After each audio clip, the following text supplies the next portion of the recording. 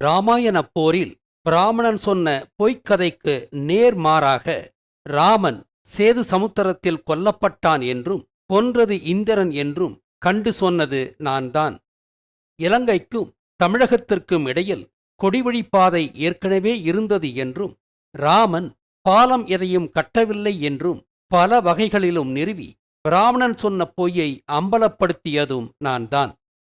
போரில் தோற்ற அனுமான் அகதியாக சகாரா பாலைவனத்திலுள்ள மாருத்தானியாவிற்கு தப்பிச் சென்றான் என்றும் அதனால்தான் அனுமானின் வாகனம் ஒட்டகம் என்றானது என்றும் சகாரா பாலைவனம் செந்தூர வண்ணத்தில் உள்ளதால்தான் அனுமானும் செந்தூர வண்ணத்தில் தீட்டப்படுகிறான் என்றும் பாலைவனத்தை குறிக்கும் எருக்க மாலையை அனுமானுக்கு அணிவிப்பதும் இதனால்தான் என்றும் அனைத்து வகைகளிலும் நிறுவினேன். இராமாயண காவியத்தை முதலாக எழுதிய வால்மீகி